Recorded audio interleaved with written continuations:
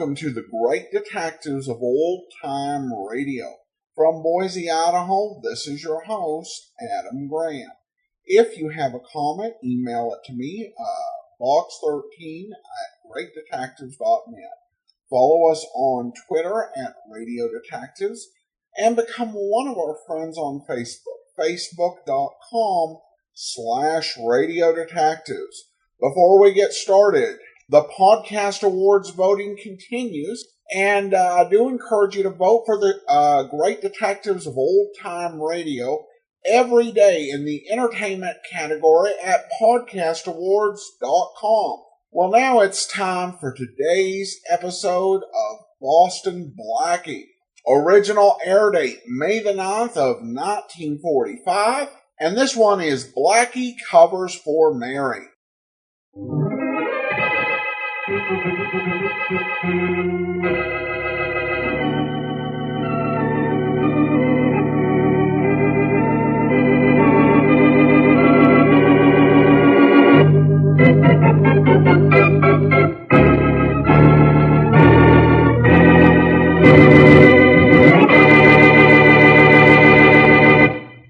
Oh, sit down, Mary. Make yourself comfortable. This isn't a social call. It isn't an antisocial call either. Look, John, I came over here for just one reason.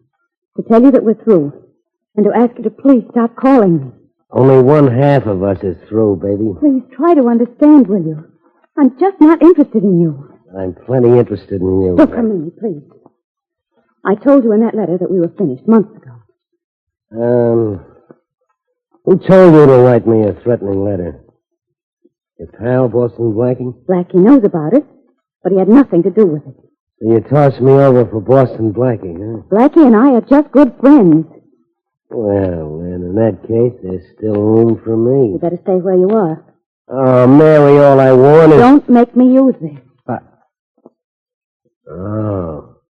Well, did Boston Blackie teach you to point guns at your old boyfriends? This happens to be Blackie's gun.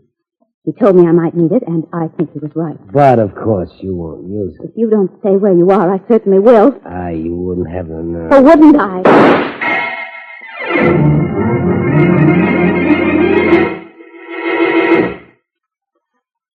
Now, Richard Colmer is Boston Blackie, enemy to those who make him an enemy, friend to those who have no friend.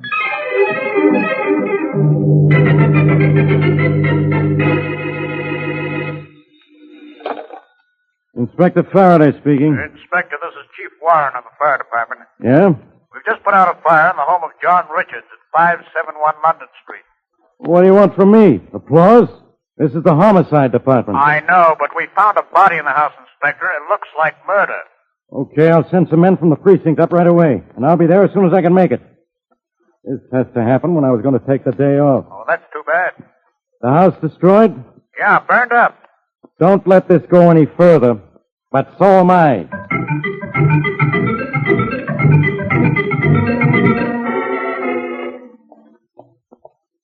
Blackie? Oh, I'm sorry I had to wait outside, Mary. Why didn't you get the doorman to let you into my apartment? I didn't want to ask, so I thought I'd wait in the hall. Well, come on in. No thanks, Blackie. I don't feel too well. Richard? Yes, I had a little trouble with him. Oh, I'm sorry, Mary. I tried to phone you just after I left his house, but no one answered his phone. I had to go out on a little business. Well, I just want you to know that I'm back, and I don't think he'll bother me again. Well, that's what we wanted, isn't it? Yes. Well, good night, Blackie. I'll call you. I think you'd better give me back my gun. Oh, yes. I'm sorry. That's exactly why I waited for you. I have it here in my purse. I had to use the gun, Blackie. Oh? Here it is. Thanks. One shell fire, huh? I had to do it, Blackie. I had to keep him away from me. I'm so nervous. I wish you'd hold me close to you.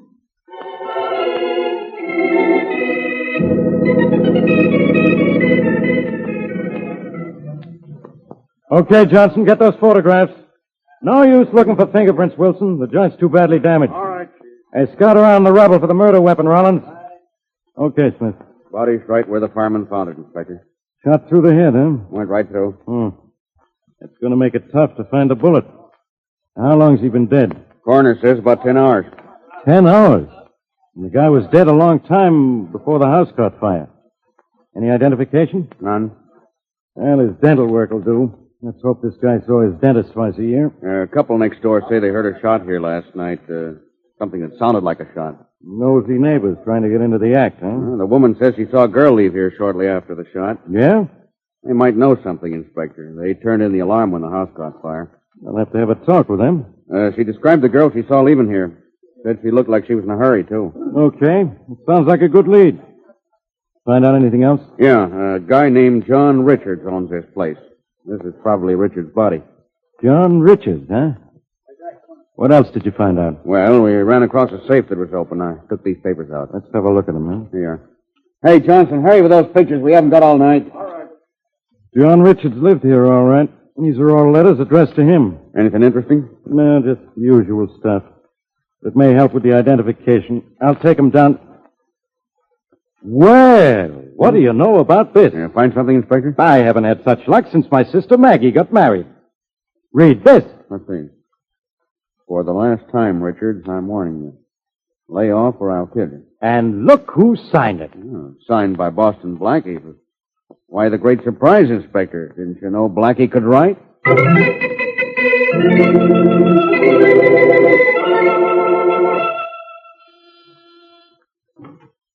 Hello, Blackie. Why, Faraday. What an unpleasant surprise. Come in. Can't you ever be serious? I'm sorry, Inspector, but you see, I was expecting. I am?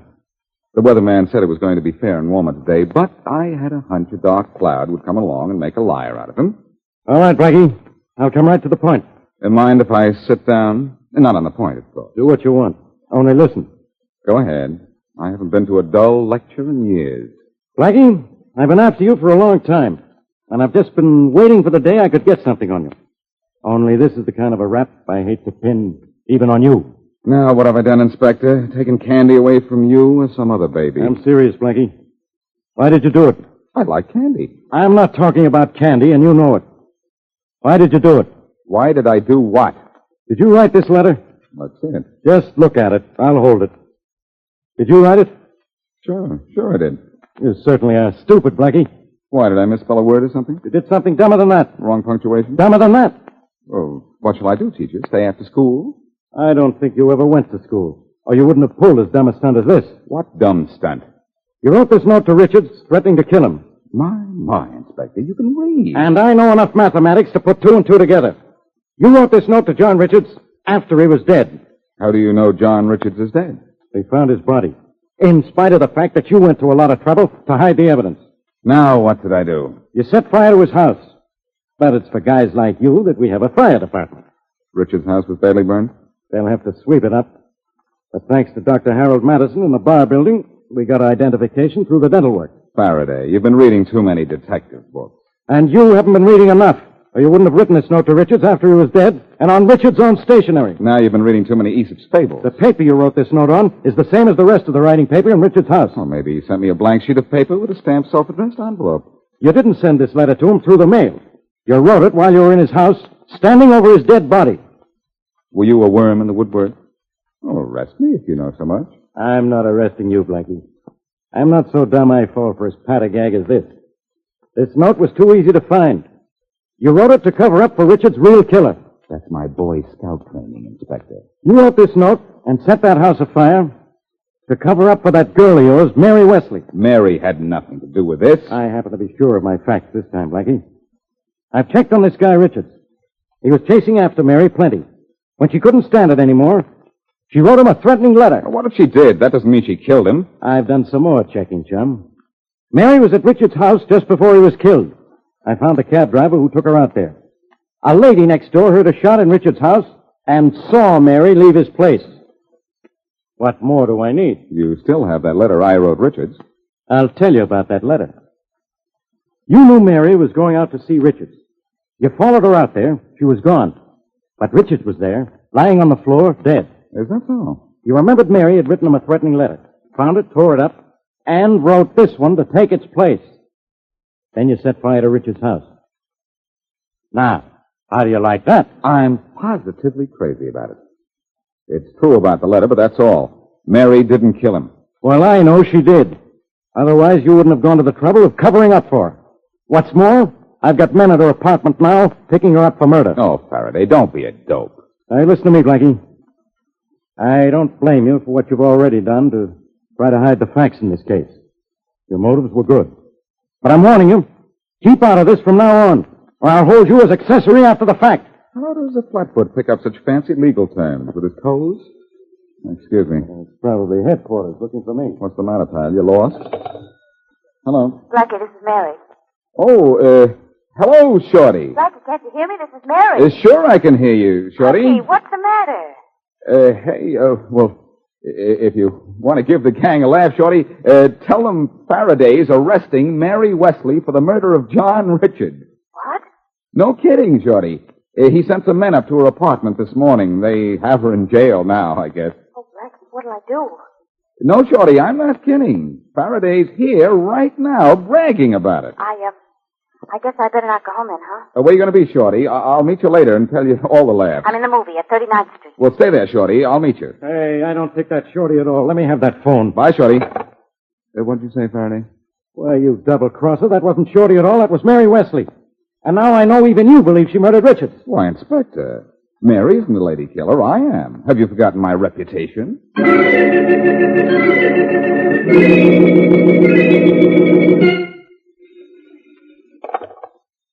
Hello? Hello? You? Yeah. You should know better than to call here. I'm phoning you from the pay station. The call can't be traced. All right. What do you want? I just thought you'd like to know everything is okay. It's a perfect job. You sure? The police are going to arrest one or two suspects for the killing of John Richards. Who? Mary Wesley or Boston Blackie. Personally, I don't care which.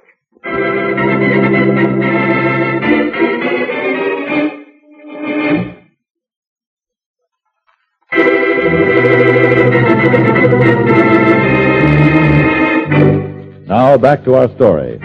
When Boston Blackie found John Richards dead, all evidence pointed to a strong possibility that Mary Wesley, Blackie's closest friend, was the one who committed the crime. Hoping to clear Mary Wesley, Blackie destroyed a threatening letter Mary had written to Richards, and in its place himself wrote a threat to the already dead man. But when Faraday began checking up on Richards' past, he learned that Richards had been bothering Mary and saw right through Blackie's ruse. As we left our story, Blackie had warned Mary over the phone that Faraday's men were in her apartment and had told her to wait for him in a movie. As we continue, Blackie and his friend Shorty walk into the theater lobby to meet Mary. There she is, Shorty, over in the corner. Hey, boss, is it all right if I stand by the door and watch the flicker, huh? Sure, but keep one eye out for the cops. Oh, sure, boss. And give me those sandwiches. Oh, yeah, boss. Gee, I hear this is a swell picture. Hello, honey. Oh, Blackie. Hey, can't I get out of here? I've seen the show twice and I'm starved. You stick your nose outside while Faraday's men are looking for you, and you'll eat your next meal in jail. Oh. I knew you'd be hungry, though. Here's a little something to eat. Oh, Blackie, you're darling. Can you eat and talk at the same time? I don't usually. Well, you don't usually duck a murder rap, either. Hope you like the sandwiches I got for you. I'll like 'em. But you're not going to like this question. Did you kill John Richards? What do you think? Well, until Faraday thought you did, I wasn't sure. That bullet missing from my gun last night didn't look so good. And now? Faraday had an airtight case against you this afternoon. And though that doesn't clear you, that leaves plenty of doubt in my mind. I didn't kill him, Blackie. I just fired the gun into the floor to show I wasn't afraid to use it. Well, this is fine. I cover up for you for something you didn't do, and now I'm in a jam. I suppose you'd rather I had done it, so your efforts wouldn't be for nothing. No. But I thought it was a pretty good stunt. And it's too bad I used it when it wasn't necessary. What in the world did you do? When I didn't hear from you for a while last night, I went out to Richards' house to see if everything was all right. You were gone, but Richards was there, lying on his living room floor, dead, shot through the head. Oh, no. No wonder you thought I killed him. I remember that threatening letter you wrote him, so I looked around until I found it. Oh. It was in his safe, but that was no problem. Then you destroyed my letter. And wrote a letter of my own to take its place. That was for Faraday, in case he checked up on Richards, which he did. And found out you and Richards had once been pretty good friends, which he did. Well, Blackie, certainly ballistics would prove it was a bullet from some other gun that killed Richard. They'll probably never find that bullet, Mary. A little while after Richards was killed, his house burned into a pile of honeymoon toast. Oh, no. Faraday was too smart to be stopped by that. He had the body positively identified as John Richards through his dental work. Blackie, I suppose I ought to say I'm sorry he's dead. But I'm not. There was something repellent about the leer on his freckled face that I will never forget. Well, look, Mary, all kidding aside, you and I, we've got to chase down this guy. If Faraday will put it on us, we've got to find who did kill Richards. Now, who were his friends? I don't know. Well, what do you know about him? He had a business partner. I met him once or twice. Remember his name? It was, Emery, William Emery. Well, maybe I better talk to this guy Emery before Faraday gets to him and questions him into insensibility. Shall I go with you? Not unless you want to be Miss Police Lineup of 1945. You mean I have to sit through this movie again? Cheer up. The picture changes a week from tomorrow. Oh, Black. Yeah, I guess Shorty and I going up to see this Bill Emery. You will be careful, won't you, Blackie? From here on in, it's Richard's killer who'd better be careful. All right, Shorty. This is where we came in. All right. Oh, gee, boss, this picture's great. Boy, is it great. Maybe the first 2 times. All right, Shorty, come on. We've got work to do. Oh, Blackie, the picture was just coming to the most exciting part. So is this case. Let's go, Shorty.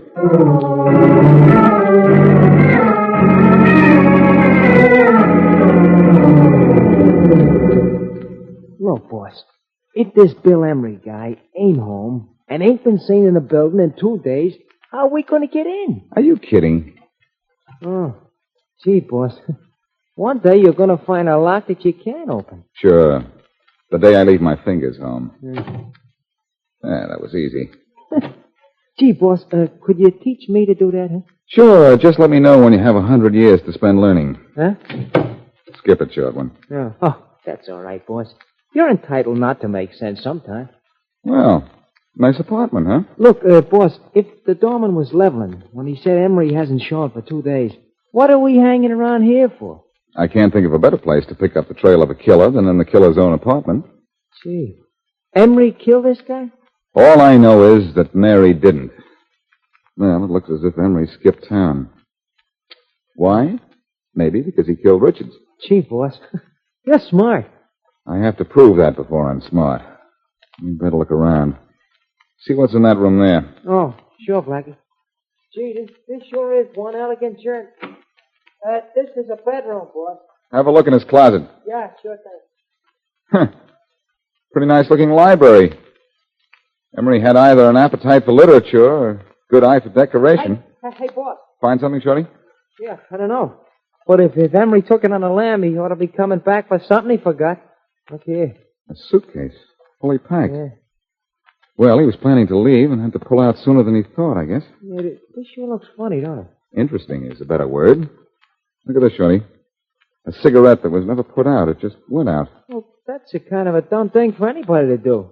He might have burnt the joint up. For a man who planned the murder, Bill Emery sure was haphazard about his getaway. Doesn't seem to me as if he planned to leave here at all.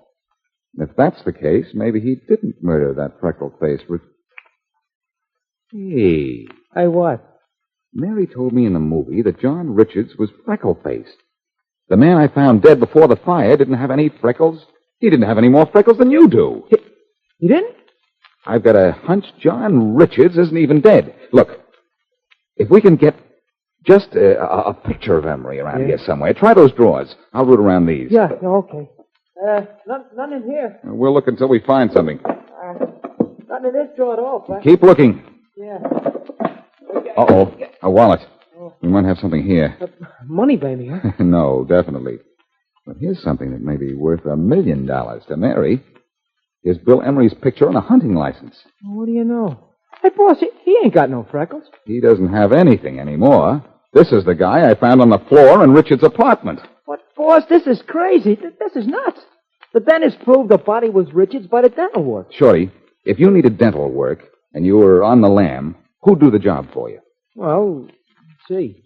Well, there are 2 tooth doctors known for not turning away a dishonest dollar. Then we'll go see both of them. Who are they? Let's see. There's a doc by the name of Foster and another one by the name of Lindell. Wait a minute. I'll look them up in the phone book. Yeah. Now. Yeah. Foster. Here he is. 747 Angel Building. Remember that. Oh, sure. Who's the other one? Lindell? Lindell, yeah. Yeah. No.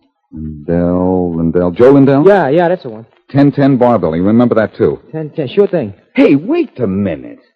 Faraday mentioned the Bar Building when he told me about the doctor who identified the dead man's dental work. He saw Doc Lindell? No, Faraday went to see a dentist by the name of Madison.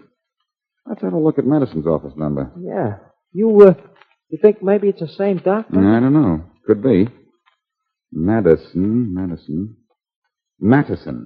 Here it is. 1010 Bar Building. Same office as Lindell. We're going there. Why? You want him to yank out a tooth? No, Shorty. I want to yank out the truth.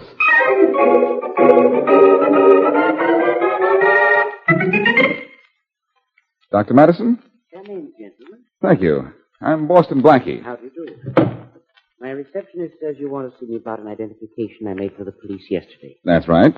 John Richards. The dental work, check with my record.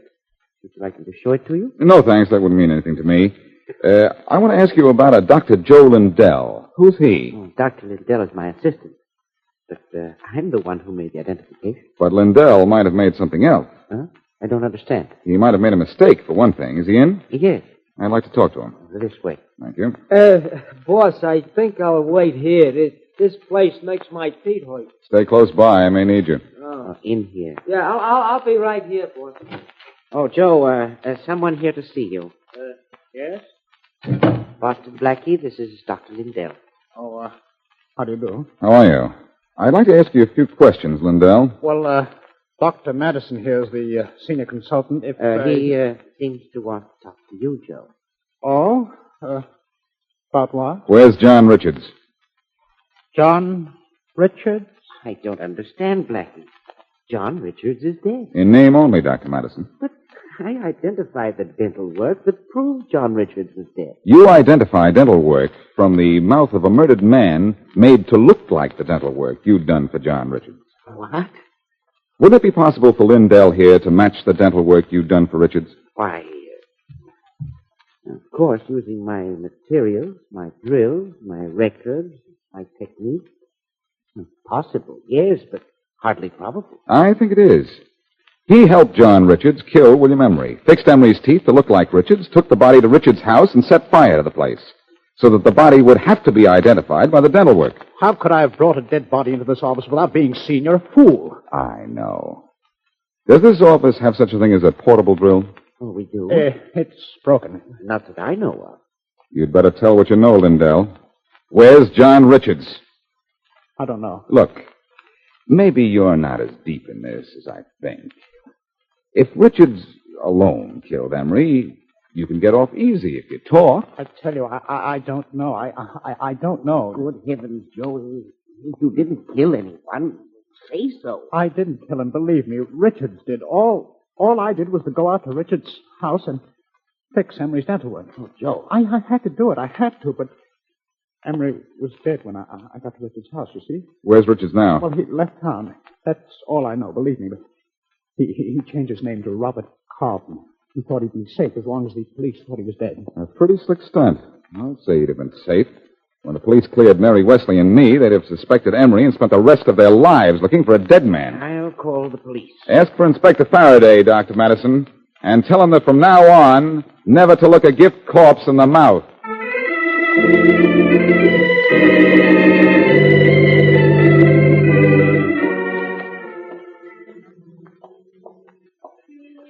Well, it certainly is a relief to be out of that movie and in the fresh air.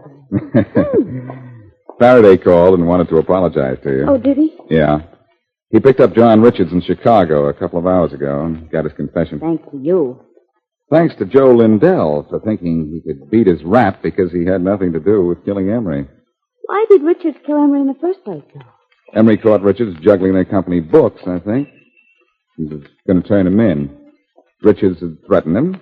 That's why Emery was leaving town. Well, I'm glad it's all over. Now I can relax again. Where would you like to relax this beautiful evening? My apartment. Oh, let's take a walk instead. Blackie, give me your gun. Huh? Oh, Mary, not again. Give it to me. Okay. Here you are. Now, what's the idea of taking it and pointing it at me? A darn good idea. I just want to make sure we go to my apartment. That's all.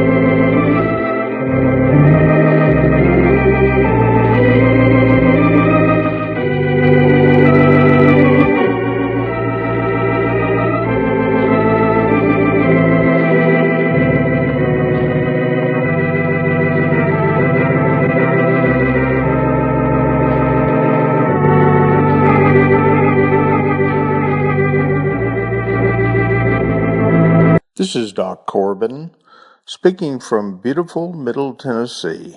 You're listening to the great detectives of old time radio. I support this fantastic podcast with a monthly contribution on patreon.com and urge you to do the same as well.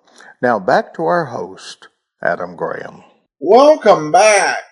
Well, an interesting case that had Blackie accidentally helping the bad guys with the fire and destruction of evidence until, of course, the record got set straight. An interesting episode and a good scene there for Mary confronting this troublesome ex-boyfriend. So, all right, well, now we do turn to listener comments and feedback. And Joel says, I think the syndicated version of Boston Blackie with the new actor is much better than the last one. I still have a hard time taking Inspector Faraday seriously when he immediately accuses Blackie of the crime in every episode. He is also a bit of a buffoon. Nevertheless, the jewel heist episode was well done, and Blackie's very complex scheme to avoid the frame and catch the mastermind was intriguing. Well, thanks so much, Joel. I'm glad that you enjoyed that particular take on Boston Blackie. I will say, one thing I liked about this particular episode is that Faraday did come off as a bit smarter and even more humane, and also not jumping to the idea that Blackie did it, but that Mary did it, which was where the evidence pointed, and was, very sympathetic. I will say that throughout this series, the relationship between Boston Blackie and Inspector Faraday does evolve, kind of with the changing expectations of the relationship between police officer and private operative. It's very different as you get in the later radio series and certainly into the television series, which will play for you eventually. But that will be all for today. Remember, next Wednesday, Richard Diamond joins the great detectives of old time radio. Tomorrow, we'll be bringing you yours truly, Johnny Dollar. And next Thursday, another episode of Boston Blackie. In the meantime, send your comments to box13@greatdetectives.net. Follow us on Twitter at Radio Detectives and become one of